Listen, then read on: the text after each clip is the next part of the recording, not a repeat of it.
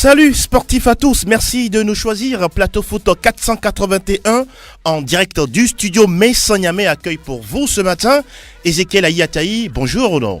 Bonjour Angelo, bonjour à tous. Ravi de te retrouver. Et tu es dans la couleur blanche. Le plaisir est pour moi. De la moi. Maison Blanche? Non, c'est juste du blanc. Roméo Yeta est également là. Bonjour Roméo. Bonjour Angelo, bonjour à tous les auditeurs. En pleine forme. Très en forme. Armel Waba, good morning. Un gros chat. Un gros chat. Un gros chat. Chasse-le. Salut Armel. Salut Angelo. Comment tu vas? Je vais très bien. Merci de nous rejoindre également. Franck Nounyama également là avec nous. Bonjour Franck. Bonjour Angelo. En pleine forme. Très bien. Ravi de te retrouver. Le plaisir est Comme partagé. tous les vendredis naturellement. Joël Aïe également est avec nous. Il n'est plus à présenter. Bonjour Joël. Bonjour Angelo et bonjour à tous les auditeurs. En pleine forme? Très en forme. Ah oui, il y a également Wisdom Ama, notre confrère de Radio Métropolis, qui est également avec nous en studio. Bonjour Wisdom. Oui, bonjour Angelo, bonjour à tous les confrères autour de la table. Je crois que ça donne la chair de poule d'être présent pour une première fois dans ce studio. Ah oui, en tout cas, bienvenue. Merci. Ah oui, merci beaucoup d'être là. Ce matin, Fifia Sobbavi est out. On va la retrouver peut-être le vendredi prochain. Au sommaire de ce nouveau numéro. La première partie évoque la Ligue européenne des champions, 8e de finale, retour fatal au Paris Saint-Germain qui voit ses rêves éteints par Cristiano Ronaldo. Qualification de Manchester City, de Liverpool et de la Juventus renversante face à Tottenham de Londres. Du côté du calendrier de la semaine prochaine, nous allons parler de ce fumant Barcelone-Chelsea. Résultat des rencontres de Ligue Europa avec Marseille et Lyon en ballottage favorable pour la manche retour. En deuxième partie, projecteur sur les majeurs, notamment la 27e journée de la Serie A, entre-temps endeuillé par la disparition subite de Davide Astori, capitaine de la Fiorentina. C'était dimanche dernier. Manchester City de plus en plus proche du titre en première ligue anglaise. Messi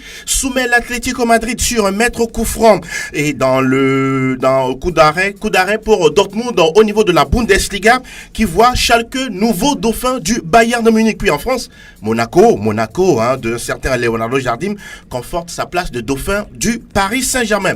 La question des auditeurs, le thème sportif et le top 3 africain également sont bien au menu. Mise en nom de cette émission, lui c'est Théo Ajavon, le géant de la maison. Présentation Angelo Folique. Plateau Foot Europe numéro 481. Le chrono est ouvert.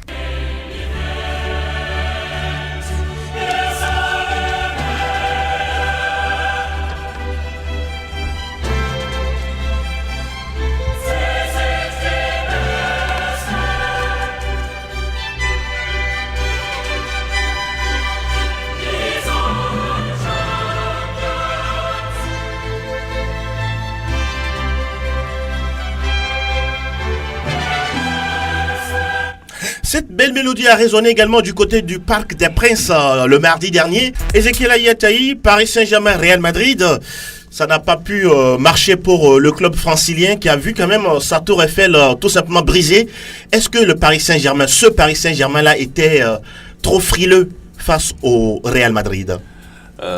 À l'issue des deux rencontres ou à l'issue de ce deuxième match, je pense que le Paris Saint-Germain n'a pas été à la hauteur, même si en prenant les joueurs présents sur le terrain, on pensait où le Paris Saint-Germain devrait quand même tenir tête à ce Real Madrid, mais à l'arrivée, ça n'a pas été le cas. Je pense que tactiquement, Zidane a pris le dessus sur Unai Emery.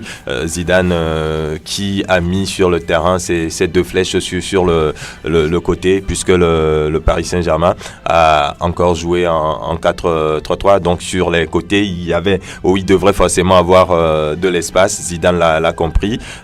Il en a profité tout simplement. Et à l'arrivée, ça a marché. On a vu Asensio et Vasquez très à l'aise. À chaque fois qu'ils ont le ballon, ils arrivent à créer le surnombre. Surtout que Dani Alves de son côté était aspiré, complètement inexistant dans ce match-là. Donc je pense que c'est tactiquement que le Real a eu le déçu. Unai Emery, encore une fois, a échoué face à cette équipe du Real Madrid. Roméo, est-ce que oui, la dernière fois vous en parliez, comme quoi le Real Madrid a suffisamment d'expérience. Est-ce que c'est ce seul facteur qui a joué en faveur des Merengues? Non, pas seulement, parce que le Paris Saint-Germain aussi a refusé de jouer, donc les Merengues n'ont pas forcé pour venir à bout du Paris Saint-Germain. Cette rencontre, en tout cas, moi, j'étais vraiment déçu par la prestation des Parisiens. Parce que lorsqu'on reçoit à domicile et qu'on joue sa qualification chez lui, il faut tout donner dans cette rencontre. On n'a pas senti cette équipe parisienne, même qui a bousculé le Real Madrid chez lui, en Espagne. C'était une équipe qui, je ne sais pas, complètement méconnue sur l'aire de jeu. On ne comprend pas Di Maria qui perd beaucoup de ballons. Même Mbappé qui était là, inoffensif, face à une défense contrôlée par Sergio Ramos, avec ses repositionnements, arrive à sortir des ballons sans grande difficulté. Je crois que le Paris Saint-Germain n'est pas encore à la hauteur. Le Paris Saint-Germain, il lui reste beaucoup de choses. Et si je vous fais lire ce que pense même la presse espagnole par rapport à cette élimination, ça fait rire. Mais c'est ça la réalité. Par exemple, Barca qui dit les héros du Parc des Princes sur l'internet et sur papier, ça leur apprendra. Le champion d'Europe remet le Paris Saint-Germain à sa place avec une leçon de football. El Mundo Deportivo qui dit le Real Madrid met le feu à Paris. El País, le Madrid ruine le Paris Saint-Germain. Il y en a tellement. Je crois que les Parisiens vont apprendre de cette nouvelle élimination. Franck Lunyama, on a vu une formation de Paris. On a l'impression que cette formation manque de caractère à l'image de son entraîneur Unai Emery. Est-ce votre sentiment? Je disais il y a une semaine qu'ils sont éliminés. J'ai pas hésité à le dire parce que pour l'instant, le Paris Saint-Germain n'a pas encore l'étoffe pour gagner, pour rivaliser avec les grands d'Europe. Vous voyez, l'entraîneur qui est là, c'est vrai, Unai Emery a gagné 3 fois la Ligue Europa, c'est vrai, c'est une bonne performance. Maintenant, je pense qu'il a un problème de gestion de vestiaire. Par exemple, Neymar n'a jamais voulu travailler avec Unai Emery. Après 2-3 séances d'entraînement, il a dit que lui n'est pas d'accord avec les méthodes d'Unai Emery. Et à partir de ce moment-là, vous voyez que le coach est en position de faiblesse.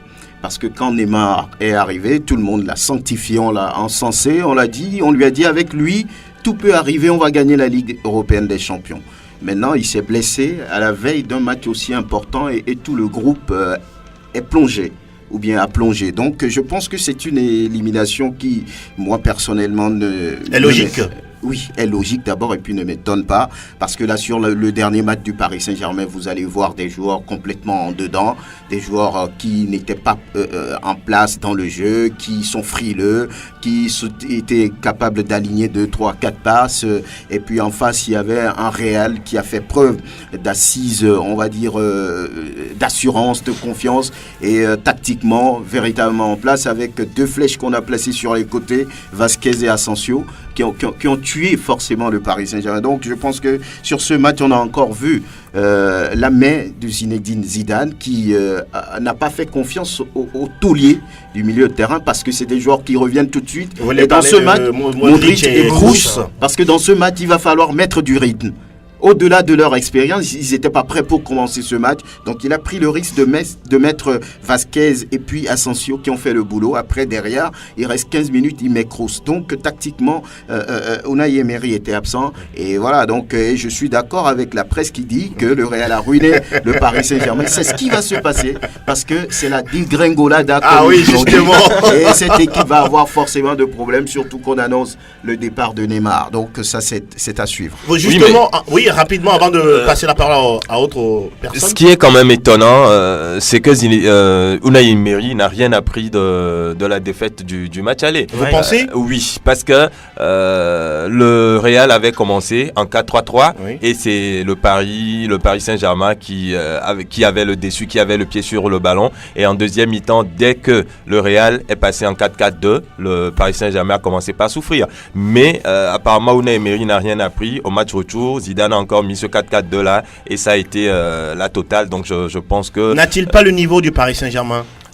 C'est ce que les faits nous disent finalement, parce que c'est un Unai Emery qui à un moment donné a du mal à faire les changements, il se perd complètement dans le match, donc je pense qu'il n'arrive pas à gérer cet effectif-là, parce que je le dis encore une fois, c'est un effectif bien taillé pour gagner cette Ligue des avec Champions. Une enveloppe de quoi? 422 millions d'euros pour 2 joueurs. Oui, 422 millions pour s'arrêter en huitième de finale. Pour arriver en finale, j'imagine un peu combien ça va coûter.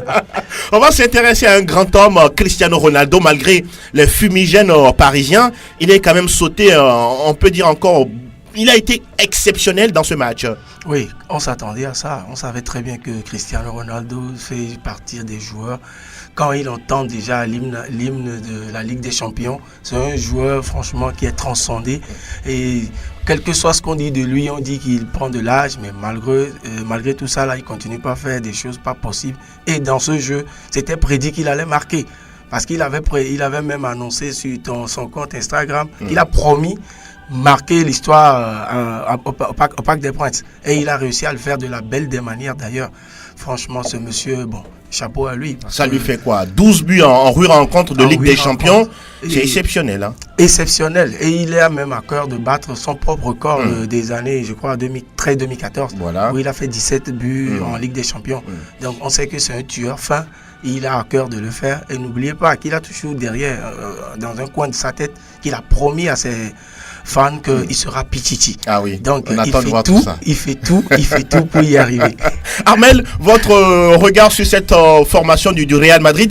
Le Real confirme comme quoi elle reste une grande d'Europe. Hein. C'est la meilleure équipe en Champions League, sans hésitation. Je l'ai toujours dit, c'est une équipe qui respire cette compétition. Elle a l'ADN de cette compétition. Maintenant, moi, je ne trouve pas grand-chose à dire sur elle. Hein. J'attends d'autres affiches pour voir de quoi véritablement le Real est capable, ou du moins l'équipe adverse sera capable face au Real.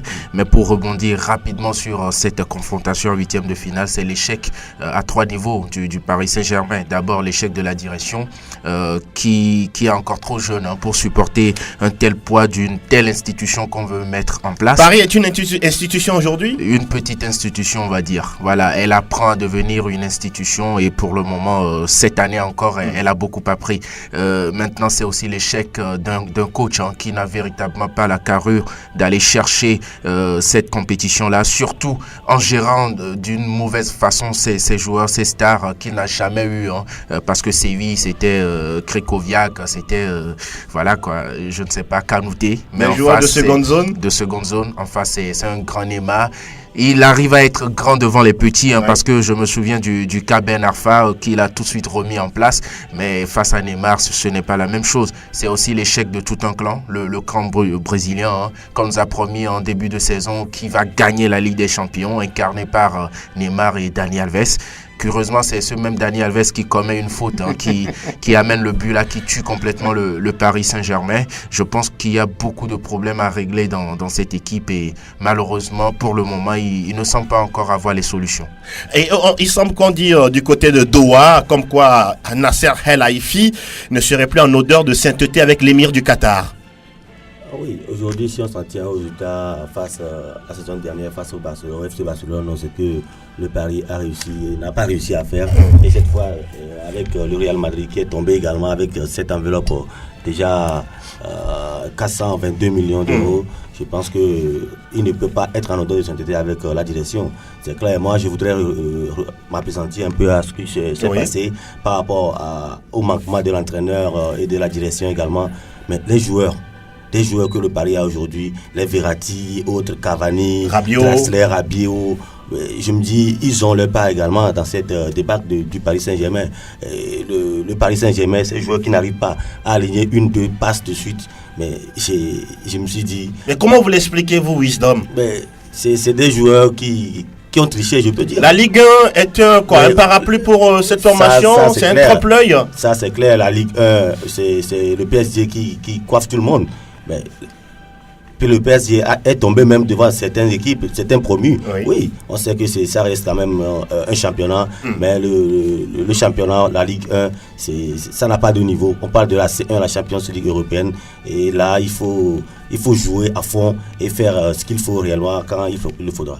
Et il faut rappeler que du côté du Real Madrid, la Ligue des Champions représente la plage pour un certain Cristiano Ronaldo. Il est tellement à l'aise dans cette compétition. Nous allons enchaîner avec le deuxième match, Liverpool face à FC Porto. Bon, il n'y a pas eu de but but dans cette partie, mais le FC Porto avait déjà fait, non, le Liverpool, pardon, avait déjà fait le gros du boulot au match aller. 5-0. Quand même, qualification pour les Reds de Jürgen Klopp. C'est important et c'est intéressant, surtout pour les Africains de cette formation. Je l'avais dit que Porto va chercher à soigner son image à l'extérieur chez Liverpool. Bon, Liverpool n'a pas fait son grand jeu. Il y a Mohamed Salah qui était donc sur le banc avant de remplacer donc Sadio Mané. Donc ça a été un match assez on va dire tranquille pour les Reds. Ils ont leur qualification. Je crois que c'est maintenant que le plus dur va commencer pour le club anglais. Ah oui, il y a eu une rencontre également difficile pour un autre club anglais. Cette fois-ci, c'est Tottenham qui n'a pas pu renverser la Juve. La dernière fois, Armel, vous disiez comme quoi Tottenham, normalement, doit passer face à cette formation de Bianconeri. Mais que nenni. Ouais, on sait que le football n'est pas une science exacte finalement, mais qui l'aurait prédit? Vous faites votre mea culpa maintenant. Bien sûr, c'est intéressant. Qui l'aurait prédit? Sinon, Franck a prédit l'élimination du Paris Saint-Germain. Mais c'est quand même le plus beau football à mon avis qui a quitté cette compétition. Quand on voit Tottenham en phase de poule. On n'a pas encore joué les autres huitièmes pour l'instant. Bien sûr. Il y a d'autres matchs mardi et mercredi prochain. Bien sûr, mais jusque-là, Tottenham, c'était l'équipe la plus extraordinaire en matière de jeu produit, avec des joueurs, Dembélé, Eriksen. Je dirais que Tottenham, sur les 180 minutes, a manqué 30 minutes de tous les espoirs, en fait. C'est-à-dire que c'est en 30 minutes qu'on voit la Juve réaliser son coup. Comment dirais-je, une réalisation, ou sinon la Juve s'est montrée très efficace, c'est-à-dire d'une façon insolente. On a eu 2 occasions pour 2 buts, c'est la grande classe. C'est dire que c'est une Juve finalement qui montre que l'expérience compte pour beaucoup dans cette compétition. Mais ce n'est pas faute d'avoir essayé. Quand vous voyez le match, Harry Kane, le Sud-Coréen Son, tous les joueurs ont essayé de la part de Tottenham, mais c'est aussi la victoire d'un homme, Maximiliano Allegri, qui tactiquement à un moment a senti le coup, et sur des changements qu'il a fait, notamment avec le côté droit, Lichtsteiner qui remplace Barzagli, ça a tout changé dans ce match, et on l'a vu, Tottenham finalement, Et on va s'intéresser à un homme, Gonzalo Higuaín, Ezekiel, qui est du côté de la Juve. Est-ce qu'il est en train de confirmer les 90 millions et plus d'euros qu'on a misé sur lui? On ne peut que dire oui. Si la Juve continue aujourd'hui cette aventure, c'est bien grâce à Higuaín, auteur d'un doublé à l'aller, et puis au retour, il a encore marqué un but. Donc je pense que, et auteur d'une passe décisive. Donc c'est auteur également d'un penalty manqué, mais ça. Ah oui, mais la manche allée. Ah oui. On voit à la fin que la Juve s'est qualifiée pour la suite de cette compétition, et c'est grâce à lui. Donc je pense qu'il mérite, ou il confirme qu'il méritait ces 90 millions d'euros. Maintenant, quand on prend le jeu de la Juve, j'ai bien envie de dire qu'il n'y a pas qu'une seule façon de jouer au football, parce que la Juve n'a jamais réussi. Est-ce que vous y croyez à cette qualification de la Juve? Moi, sincèrement. Bon, quand on connaît bien le football italien, c'est un football qui arrive toujours à surprendre. Ne vous attendez pas forcément à du beau jeu, mais à l'arrivée, c'est un football très efficace. Donc c'est encore ce que Massimiliano Allegri et ses hommes ont réussi à faire. Parce que dans ce match, je pense que c'est une Juve qui tantôt peut être séduisante, comme c'était le cas à l'aller lors des 10 premières minutes. Et derrière, on peut encore voir une Juve débordée, comme les 80 minutes où la Juve n'a rien vu tout au long de la manche aller. Et puis sur cette phase au jour, les 45 premières minutes, c'était carrément une Juve inexistante. C'est là où je pense que Massimiliano Allegri a su apporter sa touche à cette Juve-là pour lui permettre de venir à bout de Tottenham, une équipe quand même qui était nettement au-dessus de la Juve. Mais je pense qu'il y a eu une révolte tactique dans ce match, une révolte humaine, et puis tout simplement d'énormes sacrifices défensifs. C'était des hommes qui étaient prêts à souffrir pour à la fin gagner ce match. Donc au moins ils méritent ça, on ne peut que le dire. Franck? Moi je pense que c'est une vieille dame qui ne veut pas mourir. Tout le monde avait peur pour les Bianconeri avant ce match retour contre... Est-ce une bonne nouvelle pour Didier Buffon qui va pas aller au mondial de continuer dans cette compétition? Certainement. Vous allez voir à la fin que c'est un monsieur qui était en joie, qui,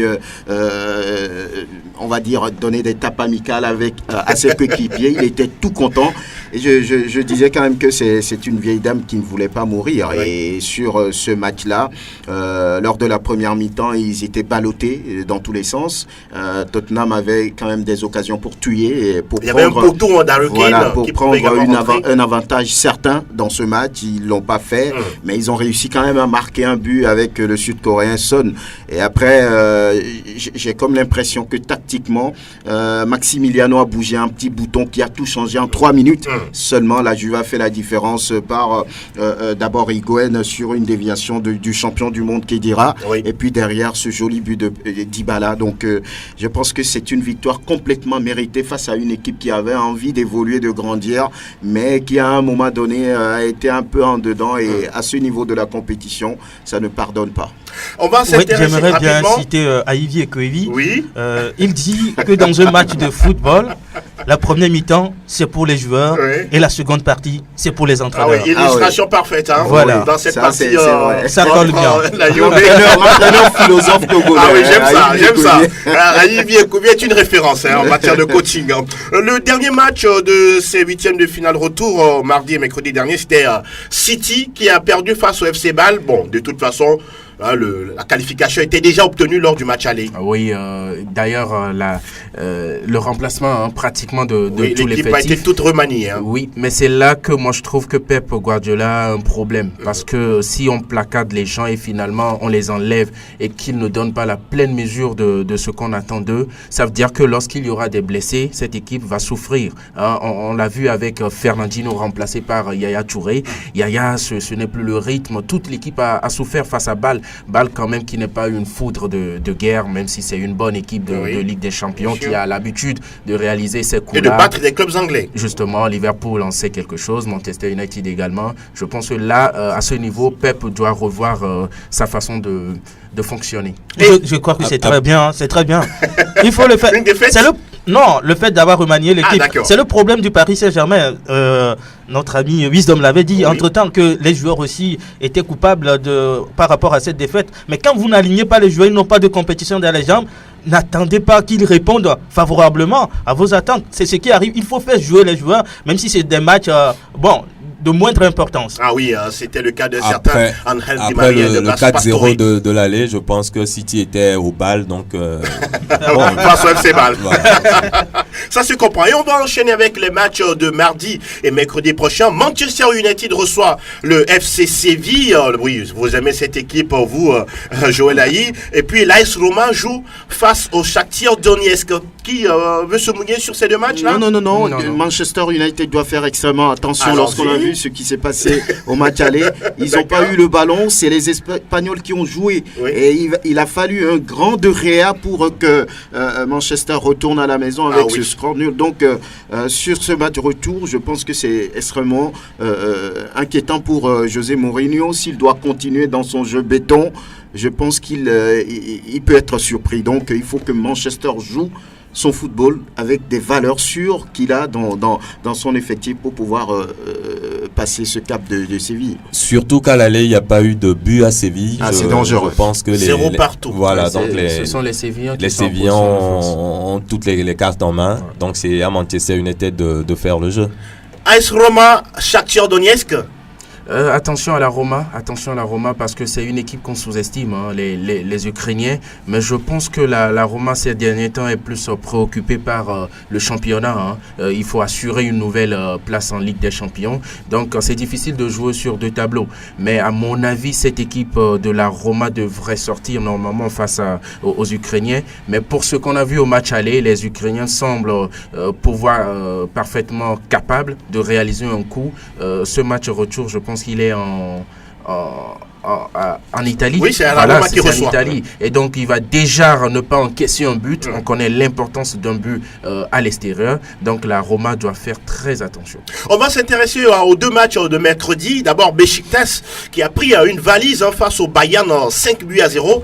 Bon, le Bayern de Jupp Heynckes, normalement Roméo doit passer. Oui, avec une équipe peut-être remaniée, puisque il la faut mode. préparer la suite de la compétition également, Ouais. la Bundesliga. Mais vous savez, des équipes comme Bayern, Barça, Real, ces équipes ne sont jamais satisfaites. Il faut soigner ces statistiques. Donc le Bayern ne va pas lésiner sur les moyens, même s'il faut corriger l'équipe à domicile. Il faut le faire pour le bonheur des supporters également, pour annoncer, bien adresser un message aux futurs adversaires que attention, le Bayern est de retour.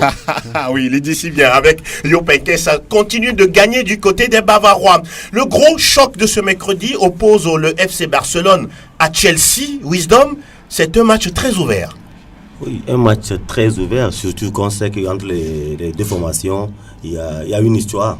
Hein. Quand bien même Chelsea va mal en championnat, quand Chelsea joue face au FC Barcelone, on a vu au match aller, Chelsea qui a ouvert la marque et qui s'est vu oublier un peu et qui a encaissé ce but-là suite à cette remise dans l'axe.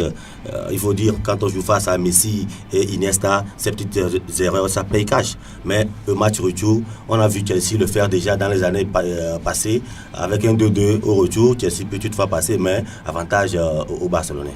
Joël Haï, Barça-Chelsea, c'était un remake, hein. On se rappelle de ce match entre Chelsea et Barcelone en 2009 avec la course de Michael Ballack derrière l'arbitre Tom Ovrebo. Oui. À quoi s'attendre dans cette partie? Oui, juste aborder dans le même sens que Wisdom. Tel qu'il a dit tout à l'heure, ce sera un match piège pour Barcelone, qui quand bien même il a déjà l'avantage au score, parce qu'il joue plus à domicile. Chelsea va tout faire pour vouloir gagner ou bien faire quand même un match nul avec un score plus lourd que le match aller pour pouvoir passer. Mais ce n'est pas toujours évident, surtout qu'on sait qu'on joue au Camp Nou, ce ne sera pas facile. Mais Conte promet déjà une bataille tactique face au Barça. Donc on attend de voir ce qu'ils vont produire. Franck, oui, une bataille tactique, c'est vrai, mais je pense que les Blues ont perdu tout espoir avec cette erreur monumentale sur l'égalisation de Messi. Je pense que c'est à 1-0, c'était possible, on peut rêver maintenant à un partout. Il faudra faire 2-2.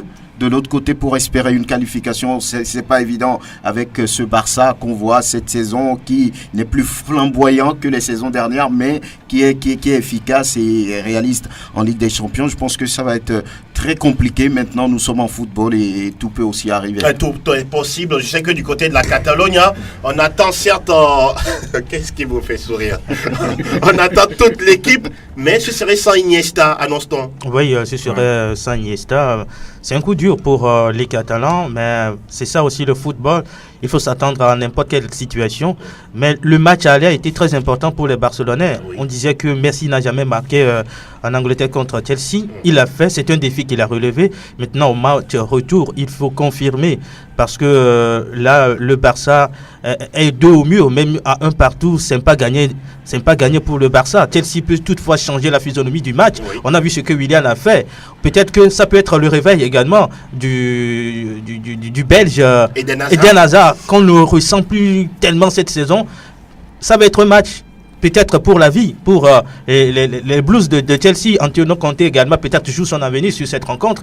Donc le Barça doit s'attendre à un match très difficile, mais connaissant bien les Catalans, ils ne prennent rien à la légère. Ils vont tout donner dans cette rencontre. Finalement que le fair play l'emporte et puis qu'on assiste à un très beau match. Vous le dites, c'est bien, c'est rapidement, 30 secondes. Non, à l'aller, c'était la vitesse de Willian contre la vista de Iniesta. Malheureusement, que Iniesta peut-être ne sera pas là. Je pense que ça va être un coup dur pour le Barça, parce que c'est lui quand même qui arrive à orienter le jeu barcelonais, à poser le jeu. Donc, s'il n'est pas là, mais c'est vrai que le Barça a peut-être d'autres joueurs plus jeunes qui vont amener peut-être de la vitesse, mais Iniesta, c'est un joueur primordial dans le dispositif tactique, surtout quand le Barça veut mettre le pied sur le ballon. Donc son absence va peser.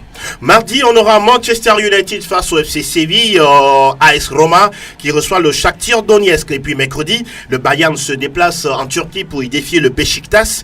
Puis face à face au Nou Camp entre le FC Barcelone et Chelsea. Nous allons remonter le générique de cette émission, Plateau Foot Europe, et juste derrière, rapidement, la Ligue Europa. Nous parlons de la Ligue Europa, les huitièmes de finale aller avec l'Atlético Madrid, quelques résultats bien sûr, qui s'est imposé 3-0 devant le Lokomotiv Moscou. Le CSKA Moscou perd à domicile 0-1 face à Lyon. L'Olympique de Marseille fait le job, 3-1 face à l'Athletic Bilbao. La Lazio, le Dynamo Kiev se sépare sur un nul de 2-2 2-0 en faveur de Sporting Lisbonne face au Victoria Pilsen. Red Bull Salzbourg, oui, bas à domicile, bas à l'extérieur, le Borussia Dortmund. Et puis quand même, belle opération d'Arsenal, 2-0 face au Milan AC. Ah oui, à défaut d'être bon en championnat, Arsenal va bien. C'est un match de malade, c'est-à-dire que les deux équipes sont malades, elles ne sont pas en forme. Le Milan, ce n'est plus du tout... Attention, en championnat, le Milan c'est en forme. C'est tout le contraire d'Arsenal. Que ce soit en championnat ou en championnat, Ligue le Milan est en Europa, bon. le Milan reste sur 12 matchs sans défaite. Sans défaite. Non, mais... Très sincèrement, c'est une équipe qui revient. C'est une équipe qui revient avec Gennaro Gattuso. D'accord. On sait combien elle a souffert aussi. Ouais. Bon, mais Arsenal, c'est cette équipe-là qui normalement ne doit pas perdre face au Milan AC dans cette compétition. Surtout que Arsenal n'est pas à sa place. Ce n'est pas la Ligue Europa, mais on connaît les déboires désormais d'Arsène Wenger. On va s'intéresser la semaine prochaine au huitième de finale retour de cette Ligue Europa et voir ces équipes-là qui seront qualifiées pour la suite de la compétition. Fini pour les coupes européennes. Cette fois-ci, nous ouvrons la page des majeurs et direction. English Premier League News. Nous évoquons la première ligue anglaise avec, on peut dire, City de plus en plus proche du titre.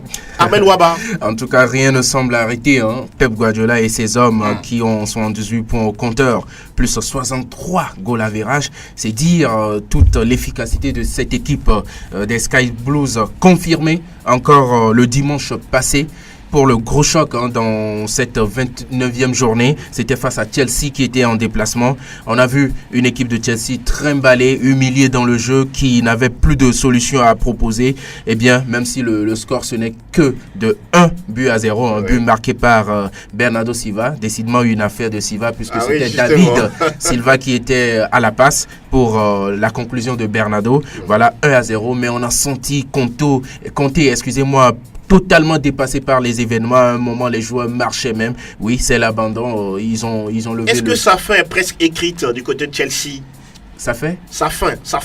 Oui, justement, après ce match-là, on l'a évoqué, que le sort est désormais scellé pour Antonio Conte, même si on attend le match en Ligue des Champions face au Barça, on dit cette fois-ci les choses sont arrivées à la fin pour Conte et Chelsea, et déjà on cite beaucoup de noms, Luis Enrique, on cite également l'Italien Massimiliano Allegri pour le remplacer, mais oui, désormais le divorce il est consommé entre Abramovich et Antonio Conte. Et on va s'intéresser au match de United face à Crystal Palace, un match assez renversant. Oui, le lendemain, c'était Crystal Palace qui recevait Manchester United. Les hommes de José Mourinho ont été menés par 2-0 dans ce match. Mais oui, l'orgueil a payé puisque d'abord amorcé par l'anglais Chris Smalling qui a sonné le réveil. Ensuite, Romelu Lukaku pour revenir à 2-2. Et puis le but victorieux, il faut aller le voir sur YouTube, c'est extraordinaire le but du Serbe Nemanja Matic devant la surface de réparation, on ne dégage jamais un ballon là-bas. Eh bien, Crystal Palace l'a pris à ses dépens. La belle opération également des Spurs de Tottenham, même si je ne suis pas trop content puisque c'était face à Huddersfield de Steve Mounier, excusez-moi. Leicester à domicile a fait une opération, ma foi, pas très bonne. C'était face à Bournemouth, un but partout. Désormais, Mahrez joue pleinement, il faut le noter également. La très belle opération. À la 96e minute. Oui. De Mahrez. La très belle opération aussi, c'est celle de Swansea, des frères Ayou, qui s'impose à domicile face à West Ham, 4-1. Et Liverpool, bien sûr, pour le choc face à son ancien coach. Eh bien, ça ne s'est pas fait dans les sentiments, puisque Liverpool a dominé Newcastle avec notamment un but de l'inévitable Mohamed Salah, désormais seul meilleur buteur de cette 29e journée, à égalité, excusez-moi, à égalité plutôt, puisque le Prince Harry et l'Égyptien ont 24 buts en 28 matchs, Agüero 21 buts en 24 matchs, puis suivent Raheem Sterling et Romelu Lukaku. Rappel du classement. Le classement, bien sûr, City premier 78 points, Oui. Manchester United 62. Liverpool fait une très belle opération, désormais troisième, 60 points. Tottenham est à 2 points, 58 points. Chelsea, 5e, Arsenal 6e. Leicester, 8e, Swansea 13e. Les 3 relégables sont Crystal Palace, Stoke City et West Bromwich Albion. Et le calendrier de la 30e journée. La 30e journée, elle démarre déjà ce samedi avec un gros match. L'affiche de la Première Ligue, Manchester United-Liverpool. Intéressant. Ah oui, très intéressant. C'est On aura le derby, le gros choc, le gros derby. d'Angleterre, tout simplement. On peut se tromper, mais voilà, c'est le derby d'Angleterre. Chelsea va essayer de se relever face à Crystal Palace pour un choc londonien. Oui. Dimanche, Arsenal va accueillir Watford, Tottenham se déplace à Bournemouth et cette 30e journée se termine lundi avec Stoke City qui aura la lourde tâche d'accueillir Manchester City. Ah oui, c'est une affaire entre les City. Voilà. Donc on verra de quel côté ira la victoire. Thank you very much, Mr. Armel Waba. Et on va en Outre-Pyrénées. Salta el Madrid, salta el Barça, arranca el clásico. Está el tiempo de la Liga. Sí, buena la que recibe de Casemiro, nada la primera, gol. On va parler de la Liga espagnole, grande partido. Nosotros Reano, Barça, Barcelona et Atlético Madrid. Il y avait un match, c'était un choc de cette journée du côté de l'Espagne. Romeo Yetor, le Barça, qui s'offre le match choc face à l'Atlético Madrid et qui prend de la distance par rapport au Colchoneros. Oui, un chat s'invite également. Ah oui. C'est parti. Il est très loin maintenant. Il est très loin maintenant.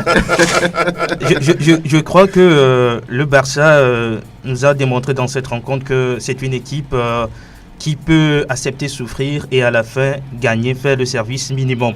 Et face à Atlético Madrid, ça a été un match assez tendu sur l'aire de jeu, bien disputé, âprement disputé d'ailleurs. Messi, depuis un certain temps, se trouve un nouvel art. Le coup franc. Ça peut inspirer certains. Vous pouvez rédiger des articles sur cela. Messi se trouve un nouvel art, le coup franc. Et ce coup franc, en tout cas, Messi délivre le Barça. On s'attendait justement à une rencontre difficile. Ça a été difficile vraiment. Mais on se dit également que Barça, par rapport au dernier match contre les équipes moyennes comme Getafe, Espanyol, Barcelone, tout ça là, le Barça ne pourra pas venir à bout d'Atlético Madrid qui a aligné plus de 6 victoires d'affilée. Et là, avec un Griezmann en feu. Griezmann qui a marqué 7 buts en 2 matchs, triplé et puis 4 buts. Et ça fait 7 buts en 2 matchs. C'était l'Atlético Madrid tout feu, tout flamme qui était arrivé donc chez le Barça, mais le Barça s'est imposé 1-0. C'est la marque des grandes équipes et le Barça peut-être n'est pas prêt à se faire distancer ou rattraper en ce qui concerne le titre cette saison. Ezekiel, oui, Franck, la dernière fois. Sur ce match, vous allez voir un peu, on va dire, l'efficacité de Lionel Messi. Oui. Souvent on dit, lors des grands matchs, quand c'est bloqué, quand c'est fermé, on fait la différence sur les coups de pied arrêtés. Et là également, vous allez voir, on va dire, l'adresse, la qualité, la vista de Lionel Messi qui délivre son club sur ce coup franc parce qu'il n'y avait pas d'erreur possible. Il y avait 5 points tout simplement entre le Barça et l'Atlético. Une contre-performance du Football Club Barcelone remettait carrément l'Atlético en jeu pour le titre final. Donc avec cette victoire, je crois que le Barça repousse un tout petit peu la concurrence des Colchoneros avec 8 points désormais. Donc je pense que c'est véritablement bien pour les Blaugrana et surtout le coup franc de Lionel Messi. Ezekiel, est-ce à dire aujourd'hui que c'est bon, le Barça file vers un nouveau titre? Oui, je le pense parce que c'était la finale de la Liga, ce match-là. Donc cette victoire du Barça, je pense, enlève, je dirais même définitivement les rêves de titre à l'Atlético Madrid. Messi, encore une fois, a été énorme dans ce match sur ce coup franc. Ça fait quand même la 3e journée de suite où il marque sur coup franc en Liga espagnole. Et comme l'a dit El Cholo, Diego Simeone, à la fin du match, il dit si on enlevait le maillot du Barça et qu'on le mettait à Messi, l'Atlético aurait gagné. Donc, pour dire tout simplement que c'est Messi qui a fait la différence dans ce match. Je crois que le titre sera pour le Barça. Roméo, d'autres nouvelles de Getafe par exemple, qu'est-ce qui s'est passé? Oui, Getafe face au Real Madrid. Jen Dakonam est mal tombé le jour-là face à un Cristiano Ronaldo qui a faim, qui veut satisfaire les désirs de ses fans devenir Pititi cette saison. Et bien, Cristiano Ronaldo est passé 2 fois par là pour inscrire un doublé. Certes, Diène Dakonam a fait un très grand match, sauf que le Real de jour-là a été, je dirais, à la hauteur. C'est difficile de pouvoir retenir ou tenir Cristiano Ronaldo, qui était vraiment au sommet de son art dans cette rencontre, parce que le match contre Barcelone a inspiré les Madrilènes, parce que Getafe c'est une équipe également difficile à manœuvrer. 3-1, certes ils avaient réduit l'écart, mais bon, le Real Madrid a été trop costaud le jour-là. Joël, quel est votre avis, votre regard sur les prestations à chaque journée de match de Liga de Diène Dakonam? Je dois dire que ce garçon est exceptionnel. Il est en train de grandir et il marche sur le pas des grands. Franchement, c'est un joueur, sans mentir, que je ne voyais pas venir. Mais quand j'ai vu ses prestations déjà depuis Coton Sport de Garoua, je crois, où il est parti. Oui, il est passé par là. Alcorcón, je crois. Alcorcón, voilà. Toujours en Espagne. Voilà. Et quand il est parti, on l'a ramené. Tout le monde disait que bon, à ce niveau, bon, il n'avait pas encore la carrure pour faire le haut niveau. Mais quand j'ai vu le monsieur jouer, sans mentir, il m'a vraiment surpris. J'ai vu ce qu'il a fait face au Barça, face à Atlético, face au même Real, au match aller comme au match retour. Franchement, c'est un joueur qui grandit, il prend, comment je peux dire, du volume, ouais. Si je dois dire, du volume. Et franchement, il marque déjà les grands clubs qui ont déjà des yeux ou bien des coins de caméra posés sur ce monsieur. On l'observe. Je crois quand même que très bientôt, il va marquer l'histoire du championnat d'Espagne et taper dans l'œil des grands clubs. Diène est cher maintenant. Hein. Ah oui. Votre avis sur Diène Dakonam, il grandit, hein, quoi qu'on dise. Oui, comme les uns et les autres l'ont dit, Diène Dakonam aujourd'hui, c'est une satisfaction pour tout Togolais. On le voyait sur le côté. Aujourd'hui, il est replacé dans l'axe et avec sa petite taille pour jouer dans l'axe, il se comporte beaucoup mieux. Le volume il a aujourd'hui, je pense qu'il marque, il marche dans les... Vous voyez ces matchs souvent? Oui, je regarde bien ces matchs. Et il est impressionnant, comme tout le monde le dit. Je crois qu'il faut qu'on le souhaite encore le meilleur, qu'il tape dans les yeux des grands clubs, surtout peut-être en Angleterre. Comme il a dit même lui-même qu'il a envie de goûter ce qui c'est la première ligue. Donc on ne souhaite que du meilleur. Ce qui m'impressionne chez lui, c'est que même face à Cristiano, même face à Messi, il n'est pas complexé. Diène, c'est quelqu'un qui vient du Togo, c'est-à-dire on ne le connaissait pas trop. Il aurait pu être impressionné par ces messieurs, mais quand vous voyez ces matchs face au Football Club Barcelone, que ce soit Messi en face ou Iniesta, le gars il se défend à corps et âme. Donc c'est quelque chose à souligner vraiment. C'est la qualité des joueurs togolais. Si vous avez une fois joué à Bego, ça rappelle des souvenirs. On ne vous fait pas peur. Est un grand joueur. Aujourd'hui, en équipe nationale, il ne faut pas hésiter à le dire, c'est la star. Oui. C'est la star de la sélection togolaise aujourd'hui. Jouer à ces niveaux, lorsqu'on sait qu'on vient de Batomé, ce n'est pas évident. Donc, le joueur a travaillé, il a, on va dire, cette rigueur-là depuis l'étoile filante. C'est un joueur qui est dur sur l'homme. Et puis, sa chance, c'est d'être polyvalent. Il est capable de vous faire un bon match sur les côtés dans l'axe et puis voilà, donc je pense que c'est un grand joueur et il est dans la lignée d'Eric Bailly et on le retrouvera certainement en Angleterre. Oui. Et comme il a dit, il a souhaité de tout son cœur comme quoi il aimerait un jour évoluer du côté de l'Angleterre. Les autres résultats de la Liga, oui, Celta Vigo a battu Las Palmas 2-1. Valence domine Betis Séville 2-0. Alaves perd chez Real Sociedad 1-2, 1-1 entre Levante et Espagnol Barcelone. La Corogne et Eibar 1-1, 2-0 pour Leganés devant Malaga.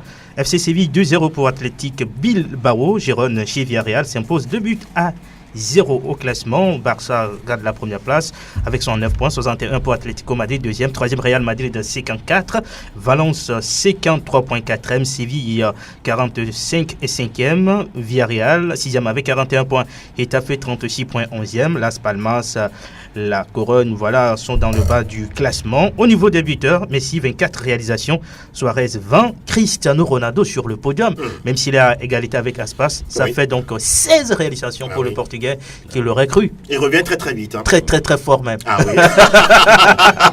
La prochaine journée, La prochaine journée, 28e journée, ça démarre aujourd'hui. Girona contre La Couronne. Demain samedi, Real Madrid. Séville, Valence, Getafe, Levante. Malaga, Football Club Barcelone, dimanche Espanyol Barcelone, Real Sociedad, Atlético Madrid contre Celta Vigo, Las Palmas, Villarreal, Athletic Bilbao, Leganés, et puis lundi en clôture de cette 28e journée à la veste contre Betis Séville. Muchas gracias, señor Yetor. Cette fois-ci, nous allons du côté du pays où pour l'instant il y a beaucoup de pleurs. Il y a beaucoup de pleurs.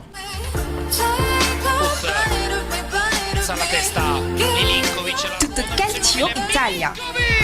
Spacca la porta, segna anche il Team Cup. Il y a eu beaucoup de matchs, hein, je pense au total 7 matchs reportés au niveau de la Serie A italienne, mais il y a eu quand même ce choc entre le Napoli et l'AS Roma. Ah oui, pour ceux qui veulent comprendre, Napoli a seulement inscrit 2 buts et la Roma en a inscrit 4. Et c'est la deuxième défaite des Napolitains cette saison, une défaite qui vient à un mauvais moment. On peut dire, Ezekiel Ayataï. Oui, c'est une défaite qui vient à un mauvais moment puisque le Napoli n'a plus que la Serie A italienne pour sauver sa saison. Et voilà, le Napoli qui se fait battre, qui plus est, à domicile par la Roma. 4 buts contre 2, doublé de Edin Dzeko, un but de Under et puis un but de Perotti pour la Roma contre des buts de Insigne et Mertens du côté du Napoli. Donc je pense que c'est une défaite qui fait du mal au Napoli puisque derrière la Juve s'est imposée sur le terrain sur la pelouse de la Lazio, 1-0 grâce à une réalisation de Paulo Dybala. Donc la Juve qui revient à 1 point du Napoli avec un match en moins. Donc en cas de victoire, c'est la Juve qui passerait devant. Et là, ce serait une course effrénée, peut-être difficile pour le Napoli dans la foulée. Parce que est-ce que le moral, le mental y est toujours? C'est la grosse interrogation. Donc, mais on a quand même encore plusieurs journées pour voir tout cela, puisque la Juve de son côté continue également en Ligue européenne des champions. Peut-être que ça pourrait profiter au Napoli à un moment donné. On continue avec les autres scores ou on reste sur ce match? Franck. Là, la situation elle est claire. La Juventus est à 1 point du Napoli avec un match en moins. Est-ce un début de tournant dans cette Serie A? Peut-être que c'est le tournant, parce que c'est un match qu'il ne fallait pas perdre. Les Napolitains l'ont perdu. Je pense que ça va être compliqué parce que là, les Bianconeri ils feront tout pour gagner ce match et passer devant cette fois-ci. Et comme Aïl a dit, ça va être pour la suite une course effrénée pour le titre en Italie. Donc je pense que ce n'est pas du tout, on va dire, une belle situation pour les Napolitains. Et ils doivent pouvoir se relever rapidement, ou bien c'est un match perdu qui va leur faire mal sur toute la saison. Les journées qui restent, je veux dire. Rappelons, ils n'ont pas le destin à main comme l'explique Franck. C'est quand même compliqué pour eux là. Oui, ce qui est encore plus frappant, c'est que c'est quand même la meilleure défense qui encaisse 4 buts comme ça sur un match. C'est ce qui a interpellé. Et du coup, le Napoli n'est plus la meilleure défense. Ah oui. Mais il faut rappeler que cette équipe n'a pas une profondeur de banc. C'est aussi ça le problème. Les hommes forts sont toujours là, titulaires à chaque fois. Par moments aussi fatigués. Par moments fatigués, ça explique aussi ça. Ezekiel, oui, Wisdom veut se mouiller sur ce match. Ce que je voudrais juste dire par rapport à Napoli, moi je voudrais juste les féliciter parce que quand ils ont laissé partir Gonzalo Higuaín, on ne pensait pas les retrouver aussi à ce niveau parce qu'on sait que l'Italie également c'est presque tout fait pour la Juventus chaque saison, mais ils ont quand même essayé. Et avec, vous les voyez perdre ce titre-là?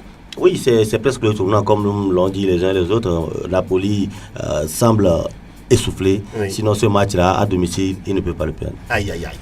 On attend de voir de tout ça très proche. Quand on voit le calendrier, la Juve a devant elle quand même de gros matchs. Il y a le Milan en vue, il y a l'Inter en vue et également Juve Napoli même. Napoli, Donc oui. je pense qu'il y a de gros matchs à venir et peut-être ce match entre la Juve et le Napoli sera la finale de cette Serie A italienne. C'est vrai que c'est une Serie A entre-temps endeuillée. À part le match Napoli, il y a eu également un autre match. Oui, il y a eu 2 autres matchs, comme je le disais, Lazio-Juve avec la victoire de la Juve, 1-0 grâce à Paulo Dybala. Et puis le 3e match, c'était entre Spal et Bologne, victoire de Spal, 1-0 grâce à Alberto Grassi. Et c'est une Serie A endeuillée quand même par cette disparition subite de ce joueur Davide Astori, le capitaine de la Fiorentina. Ouais. C'est lourd à porter. Oui, c'était à la veille du match face à Udinese et il a été retrouvé malheureusement mort dans sa chambre d'hôtel. Bon, il a fait une crise cardiaque comme on l'a révélé et donc faut rappeler qu'il a été formé au Milan AC. Oui.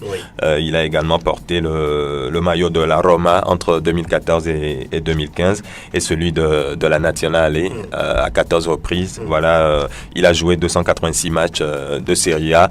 Voilà, il est parti, ce grand gabarit de 1m91. C'est quand même regrettable et on lui a rendu les honneurs hier puisqu'il a été porté en terre hier. Et il y avait eu presque les personnalités du football italien qui étaient là. Et c'était émouvant quand même. C'est très émouvant. Avec les numéros ont été retirés. Oui, une délégation de la Juve qui était là. Il faut rappeler quand même que c'est le rival historique de la Fiorentina, la Juventus. Ah oui, c'est quand même fort parce que je me rappelle que le jeune homme a également joué pour la Nationale et quelques bouts de match. 14 sélections. Et là, il laisse derrière lui une femme et une fille. De 4 ans. Et la dernière fois, une décision a été prise comme quoi ces salaires vont être versés à la famille. Bon, ça ne va pas faire revenir le joueur, mais c'est un geste assez honorable. Toutes nos condoléances à la famille du football italien, mais je ne sais pas comment ça se passe trop chez les professionnels en Italie. Est-ce qu'ils dorment un par chambre ou bien deux, je ne sais pas trop. Ah oui, c'est ça. Parce que c'est le risque également, quand vous laissez les joueurs seuls dans leur chambre, c'est pas aussi ça pose aussi le problème de cette santé fragile de certains joueurs. On ne prend pas le temps quand même. Pour certains, on ne découvre pas les anomalies cardiaques. Pour certains, mais c'est quand même bizarre, comme quoi à ce niveau, à ce niveau quand même une crise cardiaque, on ne peut pas la prévoir. C'est quelque chose qui peut arriver, qui peut frapper tout le monde à n'importe quel moment. Ça ne donne pas la chance, on va dire, à la victime de réagir. Peut-être c'est en plein sommeil qu'il a eu, on va dire, cette crise. On parle de ralentissement au niveau de son rythme cardiaque. Et là, il a été foudroyé, tout simplement. Il n'a pas le temps de réagir. Donc, qu'on soit un joueur de très haut niveau, qu'on soit pas sportif, je crois que c'est quelque chose qui attaque.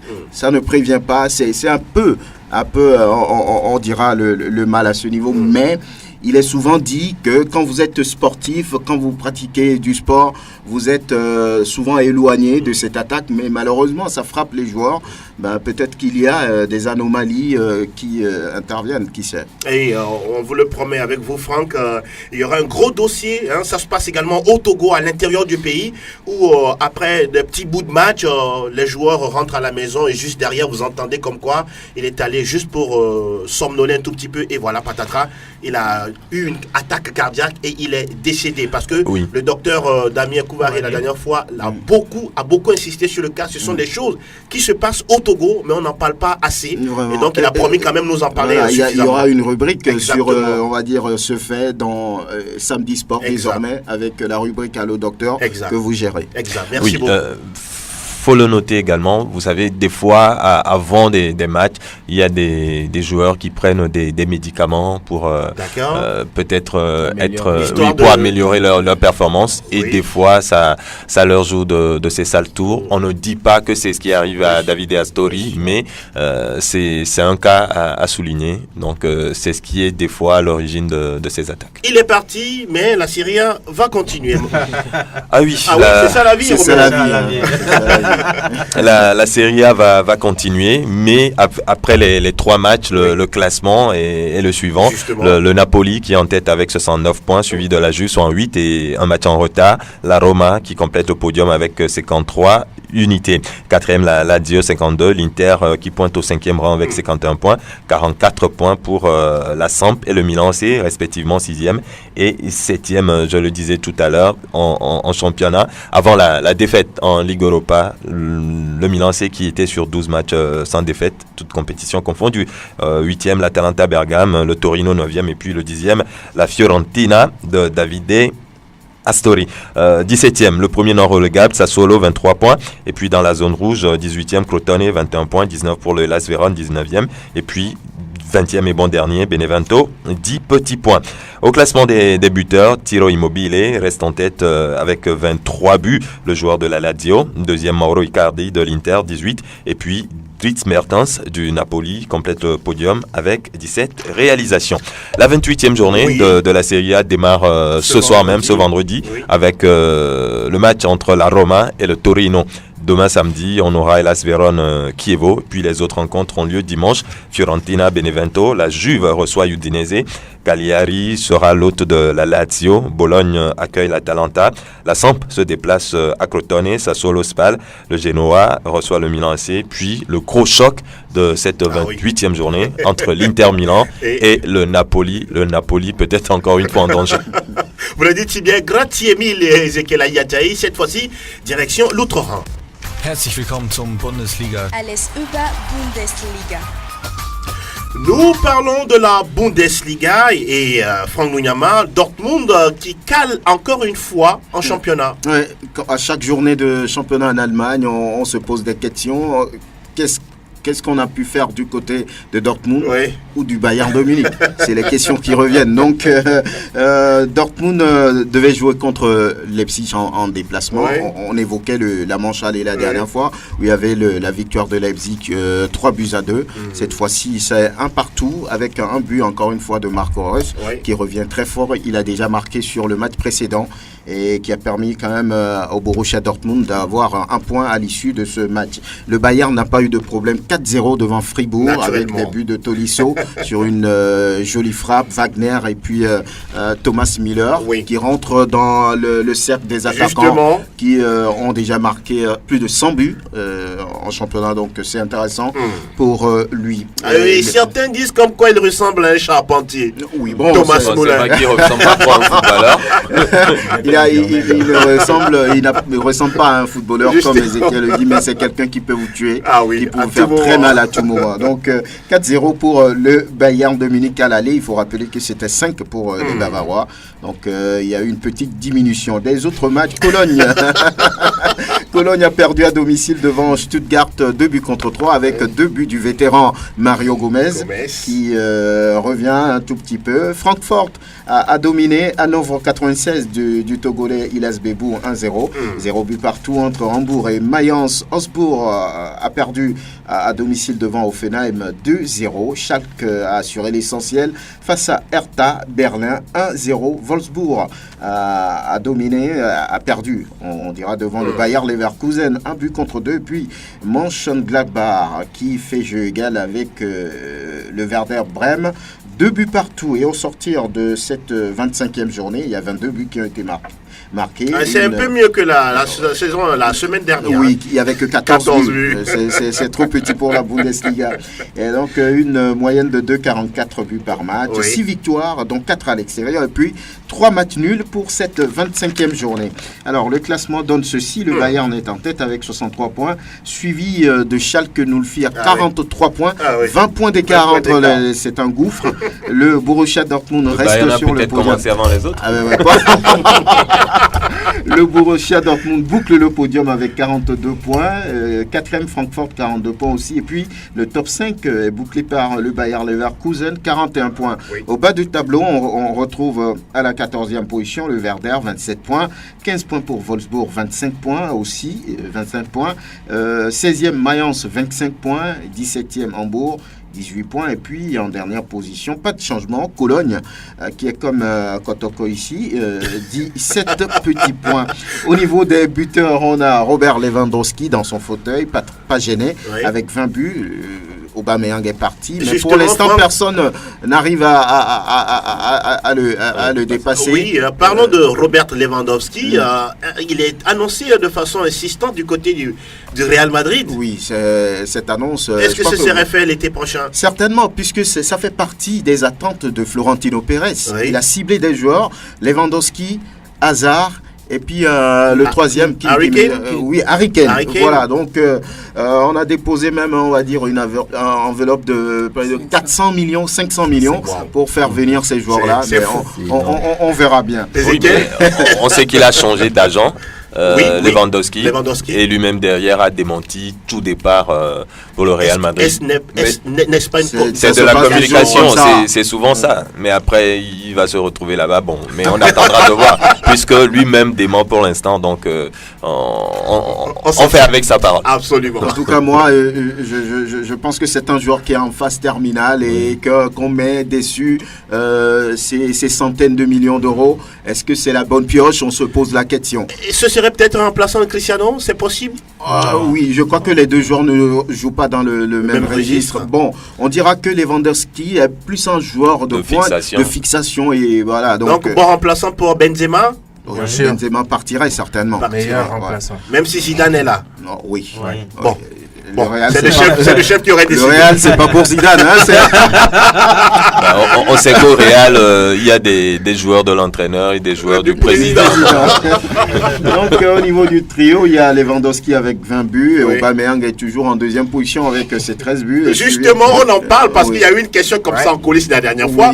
Aubameyang n'est plus dans le championnat allemand, mais si jamais, par exemple, Lewandowski avait moins de buts qu'Aubameyang, est-ce que Aubameyang serait titré meilleur buteur du championnat avec un trophée à la clé? Oui, mais s'il marque par exemple 20 buts et qu'il quitte le Borussia Dortmund, et à la fin de saison, il reste sur les 20 buts, je crois qu'il va être le meilleur buteur. C'est clair, c'est comme il marquait 20 buts et derrière il se blesse et à la fin il est meilleur buteur. Donc, voilà. Pour l'instant, on n'arrive pas à le compliqué. Parce que le joueur n'est plus dans le championnat. Oui, mais il a marqué ses buts dans le championnat. Mais ça va être compliqué.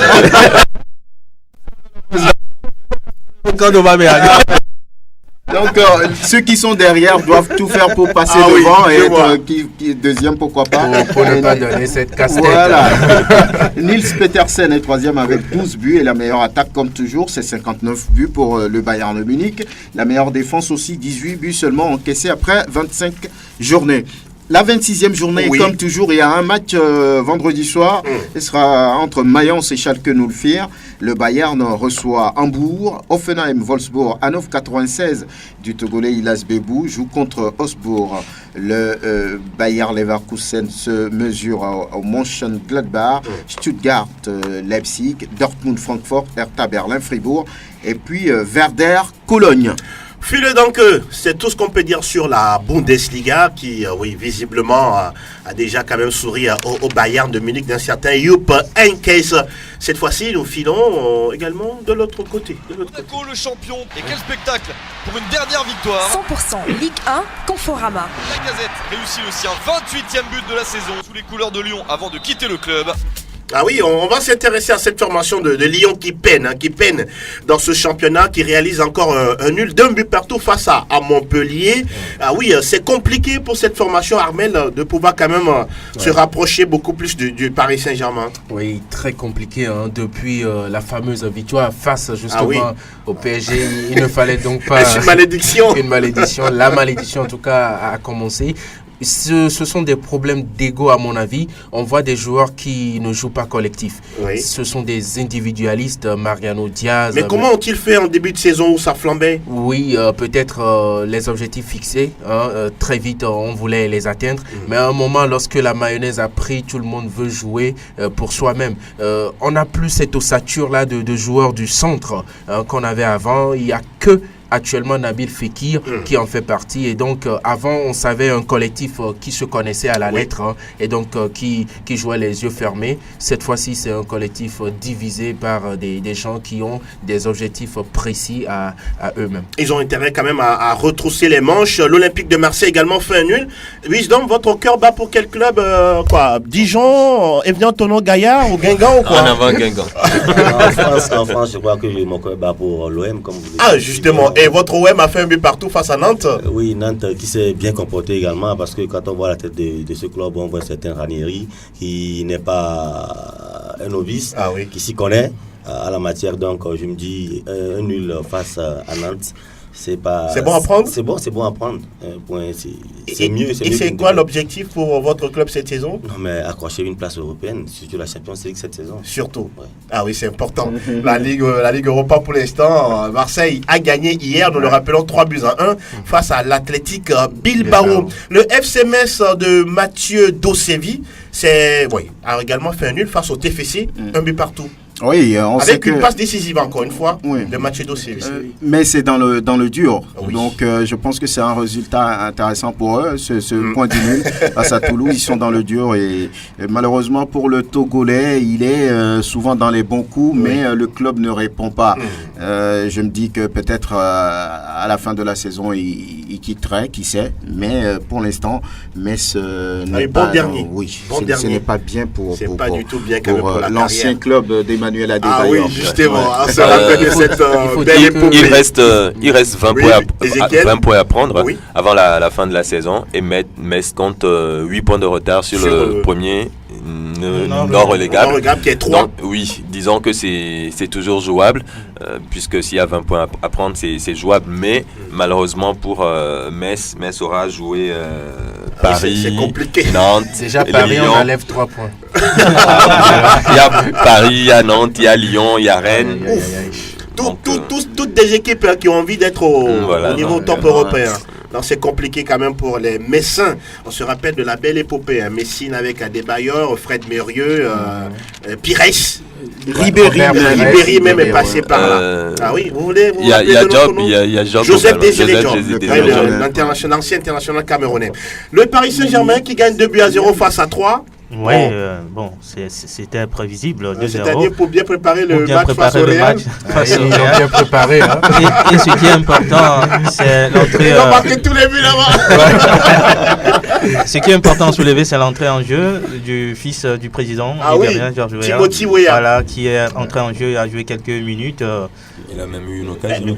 Roméo, vous aimez ça, les fils des anciens joueurs qui oui, j'aime ça. Comme Didier Drogba également, son enfant qui joue au football. Assigné à Guingamp. Voilà, Didier Drogba qui souffle sa 40e bougie, je crois. Oui. Il a un anniversaire. Oui. Donc c'est très bien de voir les enfants des anciens joueurs également taper dans le ballon, suivre les traces laissées par leurs parents, sauf que beaucoup n'y arrivent pas. Oui. Mais pour la plupart, ceux qui arrivent à sortir la tête de l'eau, ils confirment. Je crois que le fils de Georges Weah également va faire trembler l'Afrique.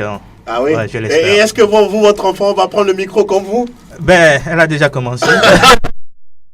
Intéressant. Le dernier match auquel on s'intéresse, c'est Monaco qui a pris le dessus sur Bordeaux 2-1. Et au classement, nous avons le Paris Saint-Germain qui est intouchable avec 74 points. Suit l'AS Monaco 60 unités.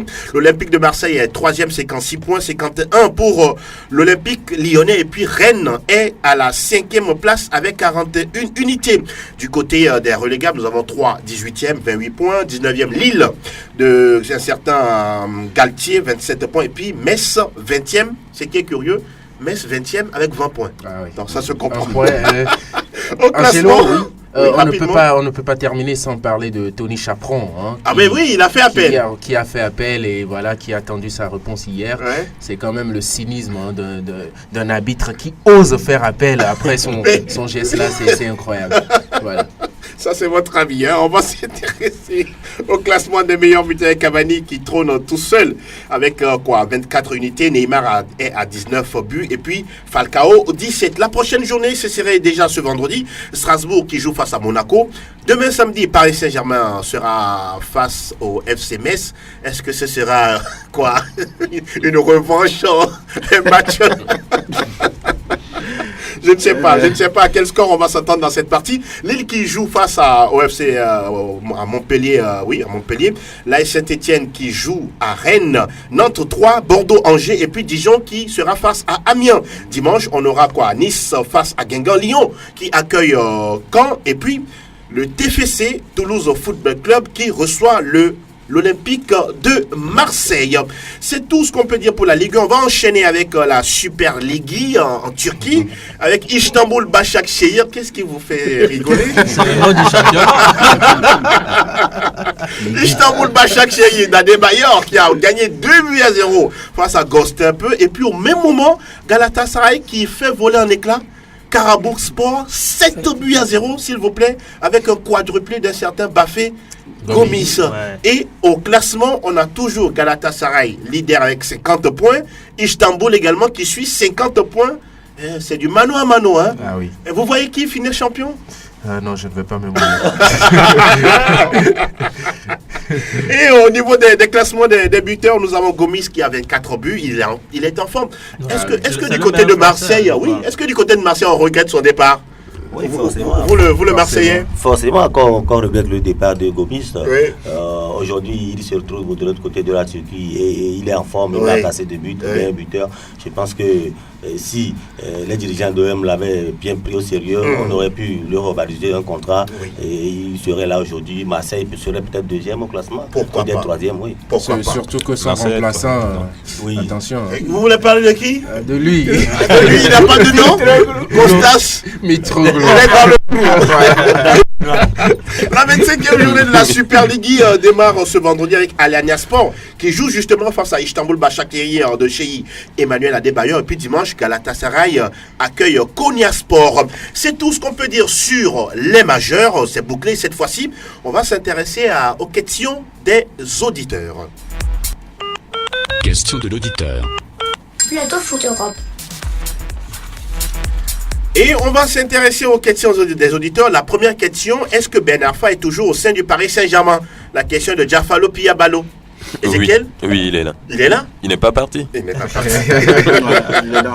Il est là et il a dit qu'il partirait, il va honorer son contrat. En tout cas, s'il doit partir, le PSG doit lui verser tous ses salaires qui courent sur les 2 années de contrat qu'il a signé. Ça se lève à 3 millions d'euros. En tout cas, il est à 500 000 euros par mois. Ouais. Donc, c'est énorme quand même. 500 000 euros qui ne joue pas. Et voilà pourquoi il dit, messieurs, si je dois partir, comme Armel l'a dit, vous me versez les 500 1000 euros sur tout le temps que j'ai signé. Mais c'est un véritable, je ne sais pas, le casting a été très très mal fait. Hein? Non, le casting elle a été bon. C'est l'utilisation du joueur qui a été très mal appréhendée. Sinon, c'est un super beau joueur qui pouvait donner au Paris Saint-Germain. Aujourd'hui, on a vu Di Maria en difficulté. On pouvait lui accorder sa confiance à lui aussi. Vous pensez qu'il a sa place au sein du club? Bien sûr. Ben Arfa? Bien sûr. Il en a sa place. Surtout qu'il sortait d'une saison extraordinaire avec l'OGC Nice. Peut-être que ce n'est pas le même niveau, mais il faut quand même lui donner sa chance. Sinon, pourquoi on est parti le chercher? Pourquoi? Deuxième question.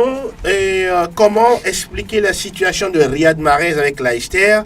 Donnez-nous les dernières informations d'Odi Ariagnon. Quelqu'un veut se mouiller là-dessus? Il y a plus d'informations puisque Riyad Mahrez a joué avec Leicester. Il a même marqué pour offrir le point du nul à Leicester lors de la journée précédente de Première Ligue. Donc il reste avec Leicester jusqu'à la fin de la saison. À la fin de la saison, on verra si on lui ouvre les portes ou pas. Ouais, hier, il a donné une interview justement concernant ce cas-là, ce transfert raté. Il a dit qu'il a laissé cet épisode derrière lui, que désormais il est pleinement avec Leicester dans son projet. Voilà, de toute façon, il a intérêt. Voilà. On va voir ce qu'il en sera dans les jours à venir. Et c'est fini pour les questions des auditeurs. On va cette fois-ci s'intéresser aux termes sportifs avec vous, Roméo Yetor. Le thème, c'est quoi exactement? COP. Le COP. D'accord. On va faire un peu d'histoire. Allons-y. Puisque le mot n'a rien en rapport avec le football. Oui. Mais ce mot désigne la tribune populaire. Comme je le disais, c'est un nom qui n'a rien par rapport au sport, mais c'est un nom d'une colline de l'Afrique du Sud. Lors de la Seconde Guerre entre les Britanniques et les indépendantistes locaux. Il y avait eu une bataille dans cette colline et puis on est passé à un corps à corps. C'est un point stratégique, quoi. Donc, les Sud-Africains ont gagné la bataille et pour rendre hommage à ces Britanniques battus, eh bien, les Anglais ont attribué le nom au COP. En tout cas, le nom de la colline, c'était donc spion, COP, spion qui veut dire en néerlandais espionner, ou bien un point stratégique, quoi. Donc ils ont attribué le nom à cette tribune-là du stade je me perds un tout petit peu. Voilà, c'était donc en 1903, la tribune de Anfield Road, justement, à Liverpool. Donc c'est là où restent les supporters furieux, les hooligans, les ultras. Donc c'est là où ils restent pour faire leur show. Eux, ils ne s'intéressent pas à ce qui se passe sur l'aire de jeu, mais ce sont des bagarres dans la tribune, c'est ce qui les intéresse. Ils continuent de faire la guerre. Voilà, la guerre continue là-bas. Et après, on a également eu ce COP-là en France, avec le Paris Saint-Germain. Derrière les buts du Paris Saint-Germain, il y a également ce COP-là où on retrouve les fanatiques du Paris Saint-Germain. Et parfois, il y a des bagarres entre les fanatiques même et entre les hooligans et les adversaires de l'autre équipe. Et je crois qu'au fil des années, on a constaté que ce n'était pas bien de mettre les adversaires ensemble, donc on les sépare. Mais jusqu'à présent, il y a toujours de ces supporters-là agités qui font toujours trembler les tribunes autrement avec des bagarres par ici, par là. Voilà. Et ce sont sûrement eux qui ont jeté des fumigènes. C'est ça. La dernière fois. Ils étaient allés loin même. Hein, ah oui? En lançant des pétards sous les fenêtres des joueurs à l'hôtel. On ne l'avait pas signalé, mais ils l'ont fait. Et l'UEFA justement a ouvert une enquête concernant cette situation. À la limite, ils vont payer un tout petit peu. Les Qataris ont de l'argent, donc il n'y a pas de souci. Et puis quand même, du côté de l'Allemagne, il y a un célèbre COP du côté de Borussia Dortmund. C'est une tribune où les spectateurs ou les fans, les fanatiques restent debout durant toute la partie. Durant toute la partie, donc pour illustrer un tout petit peu, que c'est des gens qui ne se fatiguent jamais, qui sont là pour mettre l'ambiance du début jusqu'à la fin, que leur équipe est battue ou gagne, c'est des gens qui sont là pour mettre l'ambiance. Et puis cette image vient du fait qu'on parle d'une colline, et c'est une image inclinée. Vous voyez que lorsque vous êtes dans les stades, les tribunes sont comme ça, donc c'est juste pour faire un rapprochement. Et voilà, il y a beaucoup de COP en Europe, Liverpool par exemple, le Paris Saint-Germain, Marseille, et puis voilà. Merci beaucoup, professeur Yetor. Mais on n'en a pas ici. Hein. Mais on peut en avoir. On peut parler de Sémassi. Sémassi, c'est un COP. Et ça c'est clair. Et cette fois-ci, on va faire le tour de table pour nous intéresser à notre top 3 africain. On va commencer avec vous, Ezekiel Ayataï, votre top 3. Il y a toujours Salah. C'est l'homme de l'année. Ah oui. Il y a Salah, Mané qui a également marqué. Oui. Puis je mettrai Riyad Mahrez qui a marqué ce but à la 96e. Ah, ça c'est bien. Sur un coup franc direct. Ah oui. Ouais. Riyad Mahrez, Mohamed Salah et puis Julio Tavares, le joueur capverdien de Dijon, la dernière fois face à Saint-Etienne. Ils ont fait 2 partout. Hein. Oui, il a déposé complètement toute la défense, c'est un colosse, voilà quoi. Ah oui. Et Joël Aïe, votre top 3 africain? Oui, Mahrez toujours devant et Salah et Mané après. Ah oui, et lui il a changé la donne. De toute façon, il y a Mané, il y a Salah. Voilà. Moi, je n'en ai pas aujourd'hui. Ah, d'accord. On risque de donner les mêmes personnes. Donc. Mon top 3 est un peu spécial aujourd'hui. Oui, allez-y. D'habitude, c'est la même personne. C'est le même top 3 que nous avons. Mais aujourd'hui, mon top 3, c'est Joseph Kofi Akola. Donc, ça fait mon top 3. Donc, le premier, c'est Joseph. Le deuxième, c'est Kofi. Et le troisième, c'est Akola. C'est spécial. Ah oui. Ouais. Il joue dans quel championnat? Dans tous les championnats. Wisdom, est-ce qu'il y a des joueurs africains qui vous ont émerveillé ce week-end? Je pense que les noms sont déjà cités. C'est les 3 là qui font la pluie, le beau temps, de la fierté de l'Afrique, justement, de l'autre côté. Salah, Mané et puis Mahrez, c'est ça. D'accord. Et cette fois-ci, nous allons demander aux grands géants de la maison de nous balancer un morceau, histoire de souhaiter un joyeux, excellent, agréable anniversaire au fondateur de cette radio, l'honorable Joseph Non, attendez, ça quoi? Ça, Kofi, Chico, Joseph ou Joseph? Comment est-ce On qu'on a commence dit avec Joseph. Kofi, Chico, Akoda. Voilà, donc voilà. On commence par Joseph. Ah oui, joyeux anniversaire à vous, fondateur. If your behind was my class, yo, I will never miss school. Your front on to sleep, so say let go, they wear shoe. My baby na gold, my baby to do. Joyeux anniversaire. My baby na bomb, she blow me, yo. Juste des pas de danse du fondateur sur cette belle mélodie. Ça doit être assez intéressant. On va lui souhaiter un bon anniversaire. Roméo, oui, c'est lui qui nous permet, on peut dire, de nous exercer dans ce métier que nous aimons tant. Bon anniversaire à lui. Oui, j'aimerais dire tout simplement bon anniversaire, puisque peut-être en voulant trop commenter, je vais manquer de mots pour exprimer fidèlement mes pensées. Donc bon anniversaire fondateur. Ah oui. Ézéchiel? Oui, bon anniversaire au fondateur et on ne cessera de lui dire merci et puis que tout ce que son cœur souhaite bien se réalise. Vivement. Armel Ouaba? Oui, la première fois que j'ai eu l'occasion de parler à la radio, c'est à Sport FM. Voilà. Donc c'est grâce à lui. Ça veut dire que l'homme a une vision, voilà, qui nous permet aussi de se révéler. Donc le meilleur pour toi, Dieu connaît tes pensées, qu'il les réalise. Ah oui. Joël Aïe? Oui, tout simplement, heureuse journée. Et puis, c'est un bel événement. Justement. Donc, on peut que lui souhaiter le meilleur et que tout ce qu'il a comme désir sur son cœur se réalise par la volonté du Tout-Puissant. J'ai l'impression que vous avez également fait le lien parce qu'aujourd'hui c'est vendredi et il se nomme Kofi. Vous avez vu? Bien sûr. Alors, c'est spécial. Oui, c'est très très spécial. Oui. Wisdom? Ah oui, comme vous venez de le dire, être né un jour et fêter son anniversaire à ce même jour-là, je pense que c'est grand. On implore seulement la bénédiction de Dieu sur sa personne et ses idées, et que ça grandisse tout simplement. Et on va en même temps dire bonjour à des inconditionnels de cette émission. Nous avons encore 3 petites minutes. Et oui, Franck Nouyama. Oui, je voudrais, j'ai pas souhaité bon anniversaire au fondateur. Ah oui. Ah oui, allez-y. Oh là là. Oui, le meilleur pour la fin. Ouais. Ah oui, le meilleur pour la fin. C'est un jour heureux. C'est un jour heureux pour lui. Vous avez sauvé ma tête. Un jour heureux pour ce passionné de premier rang de la chose sportive. Oui. Juste un mot, que du bonheur pour lui. Et on enchaîne avec vos salutations également. Oui, bonjour à tous ceux qui nous suivent tous les vendredis. Esther, Pascal, Daniel, Kenneth, Akbene, Innocent, le taximan, One Love, le Barcelonais, et puis tous les autres. Ils sont très nombreux. Le match, on le joue. Ah oui, c'est toujours la même mélodie. Roméo?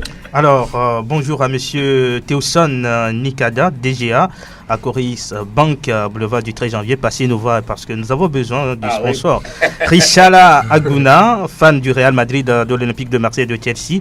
Rodrigue Amekoudi, Padé CR7 et tous les autres. Voilà. Tous les autres. Il a insisté là-dessus. Pour ne pas faire de jaloux. Pensée toute particulière à Léonce Bati, qui est convalescente. Elle était souffrante, voilà, une grande actrice du football. Julien Dalété, voilà, enfin, je l'ai dit. Il le réclamait en e-boss, voilà. Coucou à toi. Ézéchiel? Ma longue liste. Ah oui. Elle est vraiment longue. Je fais un coucou à Keke, l'ancien joueur de Juventus, aux supporters du PSG, Elliot Mablé, Manu Akwete et Joujou de Pink Pepe, je leur dis babare. Teki, Lawson Tevi, bonjour, Rachida Alassani, Maussi Moncho et toute l'équipe de Mouzou FC. Non, pas Ézéchiel, là c'est déjà bon. Joël? Oui, bonjour spécial une fois encore à M. Akoda. Bonjour à Patrick Lacbayor. Bonjour à tous mes amis. Mon seul frère mancunien, Ben Ayasso. C'est ça. Et à tous nos collègues et amis de la plateforme CCC. Alors, Wisdom, vous bouclez la boucle? Oui, je crois que je dois vous dire merci autour de cette dame d'abord. Et je salue tous les amis de côté de Bossimé, Jean, comme la vie, Haïté, et Dodo. Je salue également de passage ici dans l'habitat à Djaro, c'est un surnom qui s'appelle Eli. Tous ceux qui m'ont bien suivi, je les salue.